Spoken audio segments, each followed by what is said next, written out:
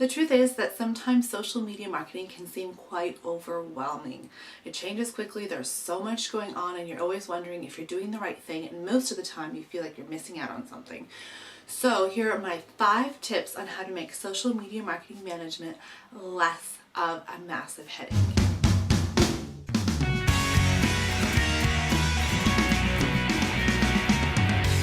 Hi, I'm Maria Hammett and this is Happy Marketing Club, and these are my 5 tips for making social media marketing just way less overwhelming. Number 1 is an editorial schedule. Sometimes it's called an editorial calendar, and basically it literally shows you per week, per month, what you're going to be posting wherever. So if you're on Facebook and Twitter and have a blog, then those 3 assets, you need to figure out which content you'll be posting and how you're going to share it. That means deciding per social network how often you're going to be posting and what content you're going to be posting, and also who is going to be posting it. It's really important to have a decent schedule that everyone who is involved in social media marketing or producing that content can be aware of. Even if you're a team of 1, it's really important to sit down. I recommend that you have at least a per month schedule of what's going out where and how you're going to be sharing that. Tip number 2 is to simplify. If you're overwhelmed, that is a huge sign that there's just too much going on. It isn't about not knowing enough or feeling like, you definitely are missing out on information and therefore you can't move forward. It's important to simplify. So if those blog posts are becoming a massive headache, then maybe you're putting them out too often or writing way too much. This is a common error I see. People write way too much in a blog post. It could easily be reduced down or divided into several blog posts. Huge error, because so much effort goes into putting out great content that if that's overwhelming you, you need to simplify. The messaging needs to be simpler, less writing, and less frequency perhaps. Perhaps you're just trying to put out too much. When you look at Twitter, we can get a lot of points across in 140 characters. You don't need to have so much stuff, so much content. You can really repurpose and use what you have if you sit down to have a look at it and really be honest with yourself with how can this content be simplified. It's a fantastic suggestion to ask another coworker to review something that you're really frustrated with and to help you simplify. So simplifying can mean reducing your messaging, the length of your messaging, how much content is in a given message. So again, the blog post versus a Facebook post, it doesn't need to be, 500 characters. It really should be super short and to the point. And it could also mean reducing the frequency that your messaging goes out. So if you're trying to desperately put out, say, 7 Facebook posts a week, you want to hit every single day, well, let's bring that down to 5. 5 is more than enough and will help you simplify. Tip number 3 is stats. You really need to know the stats, the insights within Facebook, your stats for your website, your blog, etc.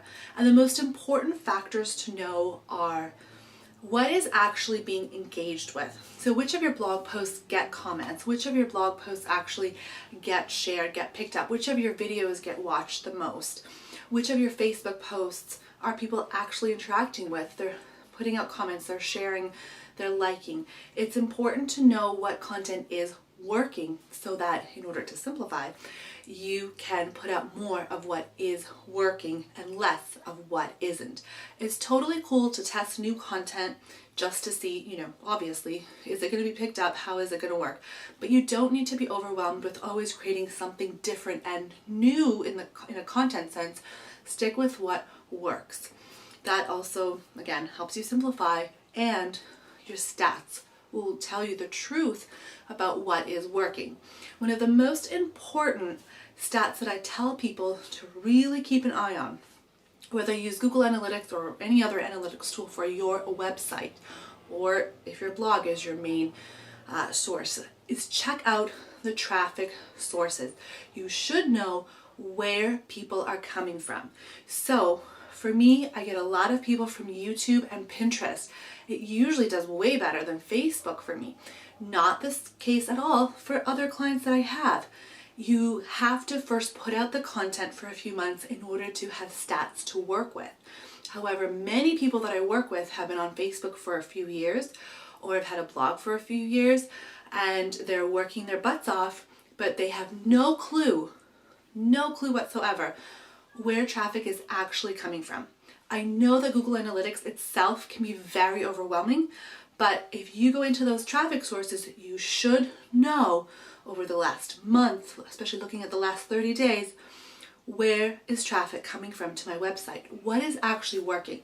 So if Pinterest and YouTube work for me, then guess which social networks I'm going to be nurturing? You got it. That's right. Very simple, right? Pinterest and YouTube. I still use Facebook, but I know that as far as my effort is concerned and the ROI, the return on investment on my effort, these are the best marketing tools for me right now, given the content that I have to work with and the way I put it out. Number 4 is advocates. Look for advocates within your organization. This works even if you have one employee, and that would be you. So let's talk about a small business. If you have several people on your team, and they don't have to be in marketing, they don't have to be in PR, they don't have to be in sales, but anyone within your organization that actually is addicted or loves Facebook or loves Pinterest or loves Twitter, loves blogging, loves editing images, make sure, this is a huge time saver too, and it's just efficiency. Get these people involved in helping. Get these people involved in nurturing the social media marketing presence of your business.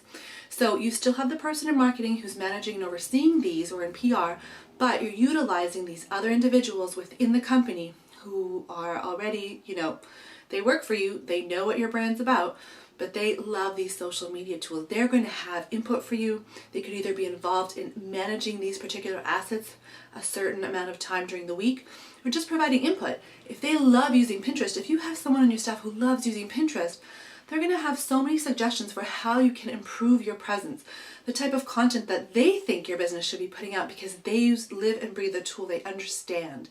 They are on the other side of that fence, right?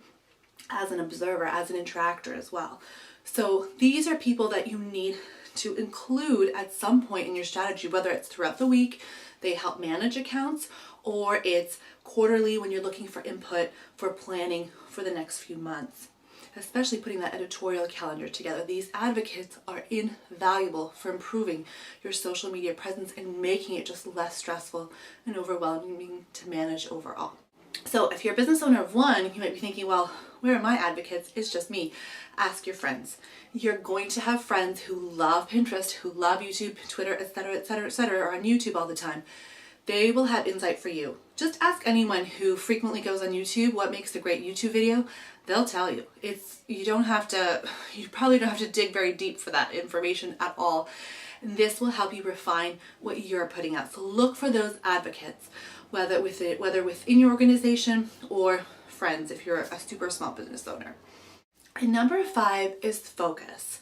This is a tip I give to businesses who really just feel like they're all over the place with their social media. I tell them to refine their focus for 1 month at a time. That means keep your social media presence going, but pick one social network and focus on that. That is the heart of your focus for that month. So for example, you could pick Facebook. For the next 30 days or for the next month, starting off on the 1st, we're going to focus on Facebook, improving our Facebook presence. And before you do that, you're going to sit down and figure out the editorial schedule, what you've got to work with, how you're going to schedule things and when, who's going to be doing it, and then get that done. Really kill it on Facebook for a whole month. So you're still nurturing your other networks, but your main focus is Facebook. Month 2, you're going to switch that focus. You're going to focus on Pinterest, if that is a social network that you are utilizing for your business.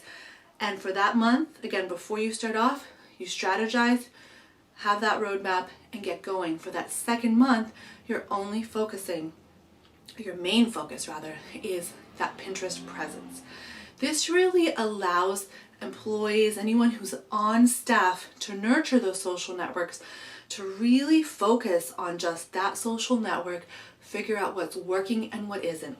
When you put a whole heart effort on one social network, you can really look at those stats and see what is working and what isn't. If you're diluting your effort all over the place because you never took time to really plan and execute an excellent strategy on a given social network, if you just keep adding more responsibility on top of that, more social networks, more messaging, it's just gonna all get diluted, lost, and it's gonna be a huge mess. So my last tip, number 5, the focus.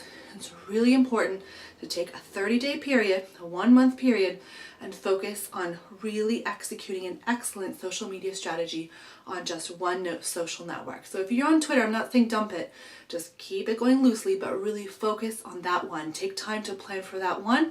Next month, it's social network number 2 that becomes the main focus, and we've taken time to plan as to what we're going to do. Sometimes clients do this for 4 or 6 months until they've really tapped into everything, so a blog included. You'd have that 1 month to focus on a blog. And guess what happens after that 6th month? People are much happier. The social networks have so much more life. Everything just seems to make a lot more sense, and it becomes much easier than after that 6-month period to create a plan, a social media marketing plan for the next 6 months and include all of the social networks. And you get a better sense, again, when you're comparing stats of 6 months back of where traffic's coming from. You can tell so much better when you spent a month on Facebook, a month on Twitter, a month on Pinterest, a month on your blog. Where is our traffic really coming from? Where do we get the most people coming from to our website when we give it all that we've got? So to recap, number 1, editorial schedule. It's so important to know what you've got to work with, plan it out, when it's going to go out, how often, who's going to do it. Number 2 is simplify. Simplifying your messaging and often even simplifying the frequency that your messaging goes out. Number 3 are stats.